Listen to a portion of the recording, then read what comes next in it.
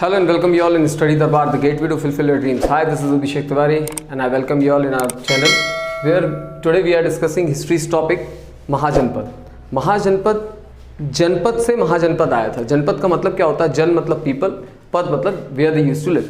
The place where people used to live that is called janapada. Fine. इसमें महाजनपद जुड़ा. पहले क्या था? छोटे छोटे सिविलाइजेशन, छोटे छोटे लोग एक साथ रहने लगे थे.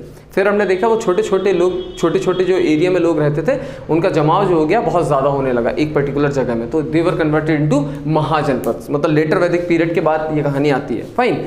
हमने देखा कि महाजनपद जो थे वो पूरे के पूरे फैले हुए थे. 16 महाजनपद प्रोमिनेंट हैं और 16 ही थे. वो किन के बीच में थे? नर्मदा वैली और हिमालय, इन दोनों के बीच में हमारे पूरे के पूरे 16 महाजनपद आते हैं.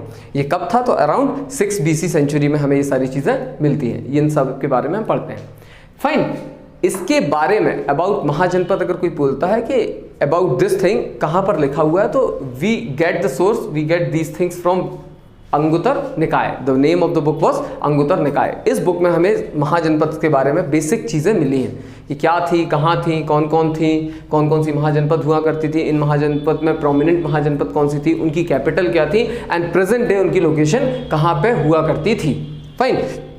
तो दीज आर द नेम्स. ये पूरे के पूरे मैं बताऊंगा नहीं, सामने लिखे हैं, आप देख लो. 16 के 16 महाजनपद के नाम लिखे हैं, बीच में उनकी कैपिटल्स लिखी है और जो लास्ट वाला पोर्शन है वो लिखा है प्रेजेंट डे इनका सिचुएशन कहाँ पर है होती थी. फाइन. तो मध्य प्रदेश में हम रहते हैं, तो मध्य प्रदेश के 2 एरिया थे.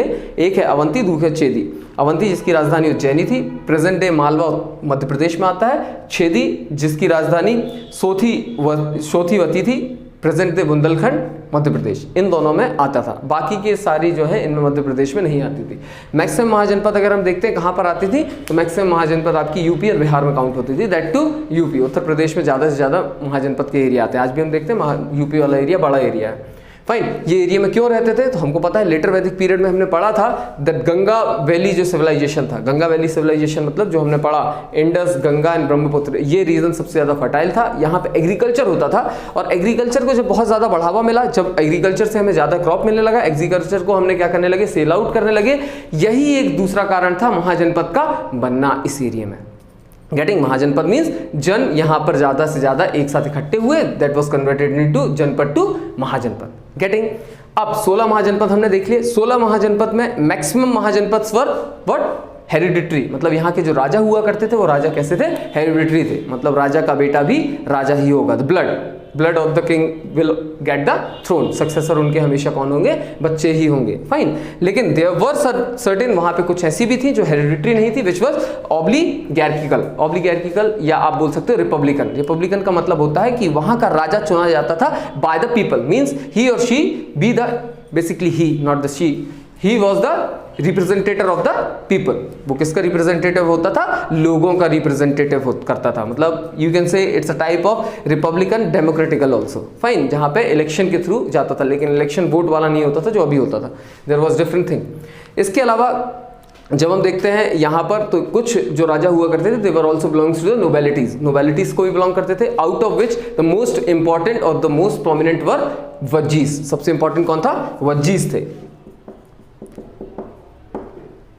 ठीक है. वज्जीज सबसे इंपॉर्टेंट थे जिसकी राजधानी वैशाली थी. यहाँ पे टोटल 8 क्लैंस आपको देखने मिलेंगे, 8 डायनेस्टीज थी, out of which the most powerful one was Licchavis. Licchavis थे और लिच्छवीज की राजधानी जो थी वो वैशाली थी. याद रखना. ठीक है. अब ये जो 16 महाजनपद हुआ करती थी, इन 16 जनपद में भी एक दूसरे के बीच लड़ाइयाँ भी होती थी, क्योंकि पावरफुल कौन कितना पावरफुल है ये देखना है. दूसरों को एक दूसरे लड़ाई करके रिसोर्सेज लेने हैं, बहुत सारी चीज़ें लेनी है. लेकिन इनके बीच में लड़ाइयाँ ना हो इसके लिए लोग क्या करते थे?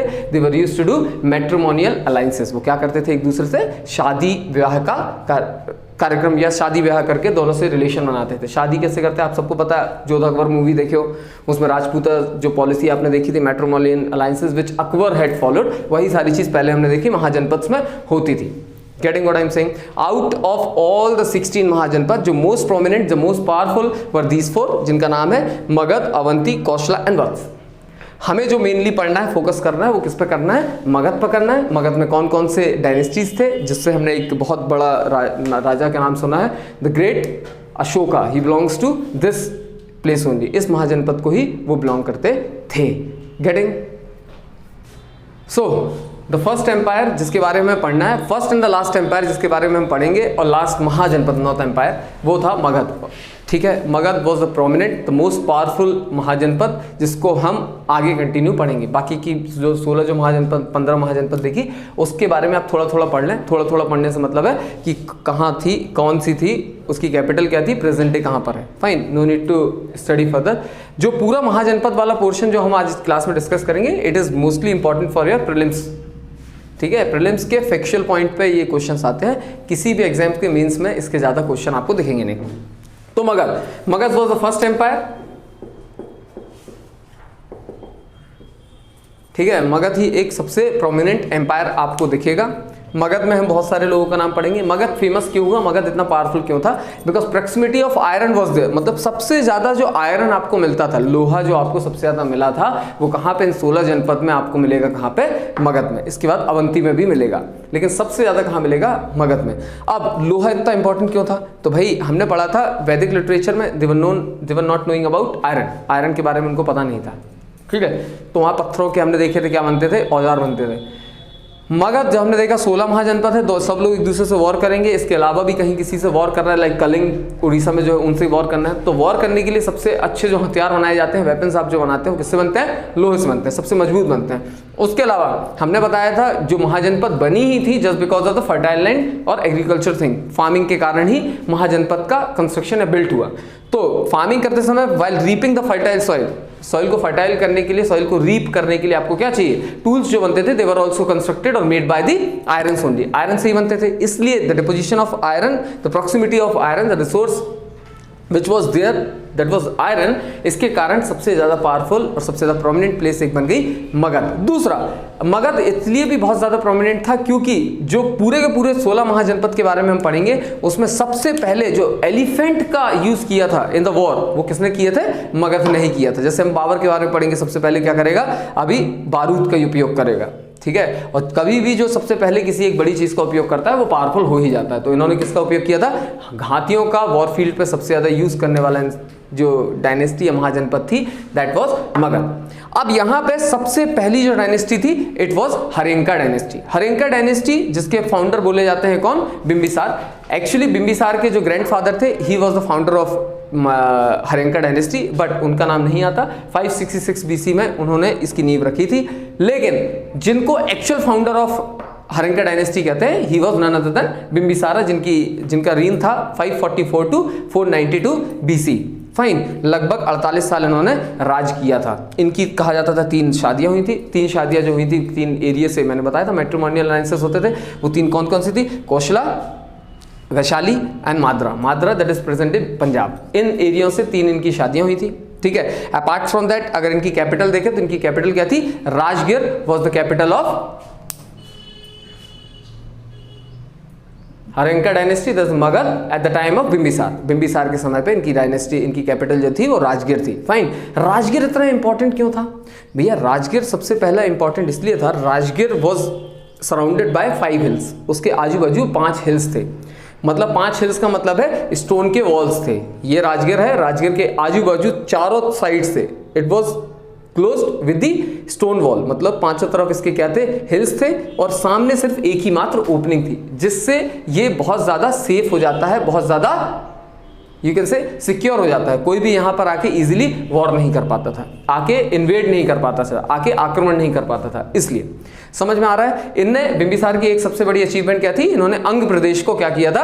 अपने अंग जो महाजनपद हमने पढ़ा था, प्रेजेंट डे ईस्टर्न बिहार में जो हमने देखा था, उसको इन्होंने क्या किया था? इन्वेड करके उसको हराया था और अपने कब्जे में कर लिया था, कॉन्क्योर कर लिया था। फाइन, और अंग इसलिए इंपॉर्टेंट है बिकॉज ये ट्रेड पॉइंट ऑफ व्यू से इंपॉर्टेंट था, क्योंकि यहां से हमें रूट मिलता था to trade in the south India.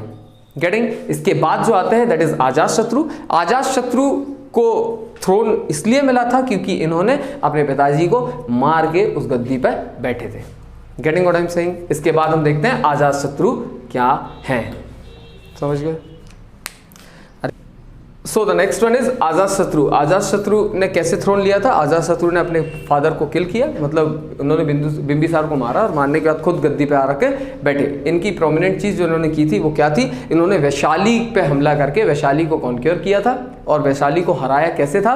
By using war engines. War engines का मतलब होता है, प्रेजेंट डे आपने अभी नई मूवी देखी थी बाहुबली, बाहुबली में जैसे कैटरपुल्ट यूज किए थे। कैटरपुल्ट का मतलब होता है पत्थरों को फेंकना, थ्रोइंग स्टोन्स। सामने वाली टीम में आप स्टोन पत्थरों को अलग अलग तरीके से फेंकते थे, उसको हम कैटरपुल्ट्स कहते थे। Apart from that they use chariot. Chariot मतलब रथ में बहुत सारी वेपन्स, अलग अलग तरीके के वेपन्स लगाते थे जो मारते थे। जैसे आपने उसी मूवी में देखा था भल्लाल देव के आगे क्या लगा हुआ था? रथ में एक नाइफ लगी थी जो लोगों के सर काट रही थी ना। लाइक दैट वे सेम चीज यूज किया था अजातशत्रु ने वॉर को जीतने के लिए। ठीक है, वैशाली में इन्होंने क्या किया था? हराया था। ऑल्दो वैशाली में ही इनकी माता रहती थी। माता मतलब जो आई थी इनकी वहीं से आई थी। मैंने बताया था इसके पहले जो बिंबिसार था, बिंबिसार की 3 मैट्रिमोनियल अलायंसेस हुई थी, 3 शादियाँ हुई थी, एक वैशाली में हुई थी और इन्होंने वैशाली में ही क्या किया था? युद्ध किया था। आफ्टर दैट इनमें बहुत ज़्यादा है नहीं पढ़ने का। इसके बाद आते हैं Udayan. Udayan was the last one जो हरंके डायनेस्टी के एक फेमस पर्सन थे। उदयन 5वां वो इंसान था जिन्होंने पेट्रिसाइड किया था। And after doing patricide he had gained the throne of the king. क्या पेट्रिसाइड का मतलब क्या होता है? पेट्रीसुसाइड। पेट्रीसुसाइड का मतलब होता है इन्होंने अपने फादर को मारा, मारने के बाद खुद जाकर गद्दी पर बैठ गए।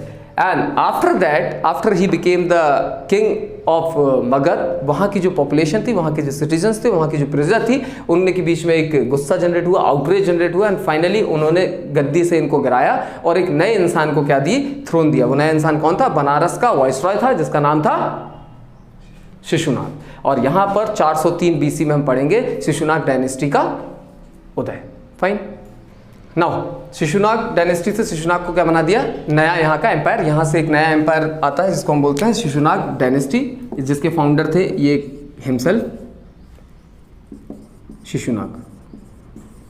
The biggest achievement of this kingdom was what? इन्होंने अवंती को हराया था। एंड अवंती को हराने के बाद Magadh became the only kingdom जो पूरे के पूरे महाजनपद में एकमात्र किंगडम उभरा जिसको हम बोलते हैं the most powerful kingdom of at that era. ठीक है, उस समय जितनी भी महाजनपद थी सबसे प्रोमिनेंट बची थी कौन सी? अवंती। अवंती को किसने हराया? शिशुनाग डायनेस्टी ने उनको हराया। That was the main achievement. इसके बाद आते हैं इन्हीं के सक्सेसर जिसको हम बोलते हैं कालाशोक। कालाशोक की भी एक मेन अचीवमेंट क्या थी? अचीवमेंट नहीं, जो हमें याद करना है वो क्या था कि इन्होंने फिर से अपनी जो राजधानी थी पाटलिपुत्र से चेंज करके क्या करती? Present day Vaishali. And Vaishali became the capital of Magadh from now.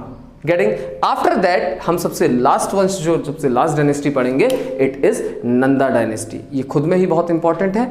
Nanda dynasty was the first dynasty जो कौन सी डायनेस्टी थी? नॉन क्षत्रिय क्लेन थे। नॉन क्षत्रिय क्लेन मतलब यहाँ पर कोई भी क्षत्रिय वंश के नहीं थे। ठीक है, कहा जाता है इनके माँ जो थी वो क्षत्रिय थी और पिताजी जो थे वो शूद्र थे, या उसका उल्टा। ठीक है, ये नंदा डायनेस्टी है। नंदा डायनेस्टी के जो फाउंडर थे ही वॉज महापद्मनंद। महापद्मनंद बहुत ज़्यादा इंपॉर्टेंट इसलिए भी थे नंदा डायनेस्टी क्योंकि इनके पास बहुत प्रोमिनेंट आर्मी जो थी, कैवलरीज जो थी, कैवलरी थे इनके पास around 2 lakh cavalries were there. Fine, या 2 lakh army was there and around 60,000 cavalries were there and 6,000 war elephants were there, जो किसी के पास भी नहीं थे। कहा जाता है इन्हीं के समय पे महापद्मनंद के बाद जो आता है, मतलब नंदा वंश के समय ही हमारे यहाँ आए थे अलेक्जेंडर साहब। अलेक्जेंडर ने भारत में आक्रमण करने के लिए सोचा था, but we all know Alexander के ना आने के बहुत सारे कारण हैं और वो आता, जीतता, हारता, वो बाकी की बातें हैं। लेकिन आता तो obviously will give a tough fight to them, क्योंकि हमारे पास जो उस समय मगध डायनेस्टी थी it was the most powerful और हमारे पास वो सब चीज़ें थी जो उनको हराने के लिए सक्षम थी। लेकिन उनका ना आना वो दूसरे कारण थे कि उन लोग के जो सेना थी वो सेना बहुत ज़्यादा उस समय वीक हो चुकी थी। अलेक्जेंडर की अगर हम बात करें, आप उनके बारे में पढ़ेंगे तो पूरी डिटेल में लिखा हुआ है। Apart from that Alexander was the great Alexander जिसे हम उनको बोलते ही हैं, क्योंकि उन्होंने कभी भी कोई भी वॉर हारा नहीं था। हो सकता है वो वॉर वो हार जाते। तो this was all about Nanda dynasty. Nanda dynasty बहुत प्रोमिनेंट थी, लेकिन इनके जो लास्ट रूलर हम पढ़ेंगे धनानंद, जो सबसे आखिरी रूलर हैं इनके, वो धनानंद के बारे में मैं आपको बताऊंगा आफ्टर जैनिज्म और बुद्धिज्म, जहां पर हम चंद्रगुप्त मौर्य के बारे में पढ़ेंगे और मौर्य डायनेस्टी के बारे में स्टार्टिंग से पढ़ेंगे। Till then, thank you.